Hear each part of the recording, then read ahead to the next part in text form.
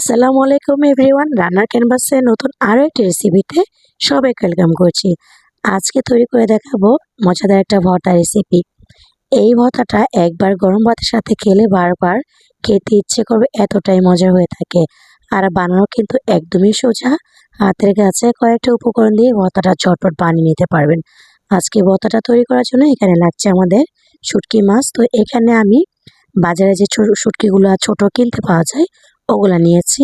এখানে মলাই মাছ আর বইচা মাছের শুটকি ছিল, আপনারা চাইলে এখানে অন্য শুটকি দিয়ে করতে পারেন। তারপর এখানে কিছুটা নিয়েছি হেঁচের শাক, তারপর ছিল রসুনের কোয়া আর কিছুটা পেঁয়াজ ছিল। তো শুটকিগুলোকে প্রথমে আমি শুকনো খোলা একটু হালকা টেলে নিয়েছি। এভাবে করে শুটকিটাকে ভালো করে ভেজে নিতে হবে। তারপর কুসুম গরম পানি দিয়ে শুটকিটাকে 2 থেকে 3 বার ভালো করে ধুয়ে নিয়েছি। এরপর একটা ব্লেন্ডারে ঝাড়ে নিয়ে শুটকিটাকে ব্লেন্ড করে নিয়েছি। এই পর্যায়ে এখন শুটকিটাকে রান্না করে নিব। এই জন্য 1/3 কাপ পরিমাণ কড়াইতে তেল দিয়ে নিলাম।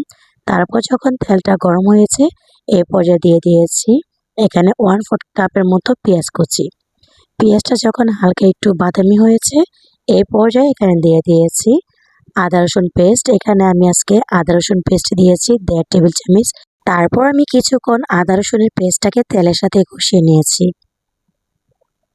এই পর্যায়ে যখন আমার তেলের সাথে আদা রসুনটা একটু ভাজা হয়ে গিয়েছে এই পর্যায়ে দিয়ে দিয়েছি 1/2 কাপের মতো পানি। তারপরে এখানে একে একে গুঁড়া মশলা দিয়ে দিয়েছি 1/2 চা চামচ লবণ, 1/2 চা চামচ হলুদের গুঁড়া আর 1 টেবিল চামচ মরিচের গুঁড়া। তারপর দিয়ে দিয়েছি এখানে 1/2 চা চামচ ধনিয়া গুঁড়া। শুটকির তরকারিতে কিন্তু একটু ঝালের পরিমাণটা একটু বেশি লাগে, তবে আপনারা ঝালটা কম খেতে চাইলে সেক্ষেত্রে এই ঝালটাকে একটু কমিয়ে দিতে পারেন। তারপর মশলাটাকে কষিয়ে নিয়েছি। এই পর্যায়ে মশলাটা কষানো শেষ, দিয়ে দিয়েছি ব্লেন্ডার করে রাখা সেই শুটকিটা দিয়ে আমি কিছুক্ষণ আবারও মশলাটাকে কষিয়ে নিয়েছি। এই পর্যায়ে ব্লেন্ডারের ঝাড়টা ধুয়ে আবারও পানি দিয়ে আমি কিছুক্ষণ এই শুটকিটাকে কষিয়ে একদম শুকনা শুকনা করে নেব। এই পর্যায়ে দিয়ে দিয়েছি কেটে রাখা রসুন। রসুনটা আগে যদি না দেওয়া হয় সেক্ষেত্রে কিন্তু রসুনটা সিদ্ধ হবে না, এই জন্য শুটকিটা কষানোর সময় রসুনটাকে দিয়ে নিতে হবে। আর এই দিকে আমি যে শাকটা নিয়েছিলাম ওই শাকটা কিন্তু আগেই ধুয়ে রেখেছিলাম। তারপর পানিটা ঝরা দিয়ে এখানে শাকটাকে ছোট চিকন করে কুচি করে কেটে নিয়েছি। অবশ্যই এই শাকটা রান্নার সময় কুচি করে কেটে নেবেন।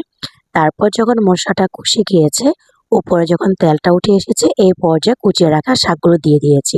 দিয়ে আমি নেড়েচেড়ে কিছুক্ষণ রান্না করে নেব। আর এই শাক রান্নাটা কিন্তু একদমই চুলার আঁচ লোতে করে রান্না করা যাবে না, এতে করে কিন্তু শাকের কালারটা নষ্ট হয়ে যাবে। আমি শাকটা কিন্তু মিডিয়াম আঁচে রান্না করে নিয়েছি। এখন দিয়ে দিয়েছি 3 থেকে 4টা কাঁচামরিচ। এইভাবে করে কিছুক্ষণ জাল করে নিব। এখন একটু ঢাকা দিয়ে অপেক্ষা করব 2 মিনিটের মতো। আবারও চলে আসলাম, দেখেন শাক থেকে কিন্তু অনেক পরিমাণ পানি উঠেছে। আর নাড়াচাড়া দিয়ে এই পানিটা শুকনা শুকনা করে নিতে হবে।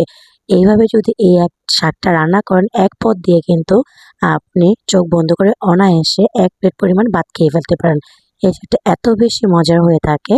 এই তো দেখেন এখানে রসুনটাও সিদ্ধ হয়ে গিয়েছে আর শাকটাও কিন্তু অনেকটাই শুকিয়ে গিয়েছে, একদম ভর্তা ভর্তা হয়ে গিয়েছে। এই পর্যায়ে শাক আর শুটকি ভর্তাটাকে আমি নামিয়ে নিচ্ছি। আজকের রেসিপিটা ভালো লাগলে ভিডিওতে লাইক দিয়ে চ্যানেলটি সাবস্ক্রাইব করে অনুরোধ জানাচ্ছি। আজকে এখানে বিদায় নিয়ে নিলাম। ভালো থাকবেন সবাই, সুস্থ থাকবেন। আল্লাহ হাফেজ। আসসালামু আলাইকুম।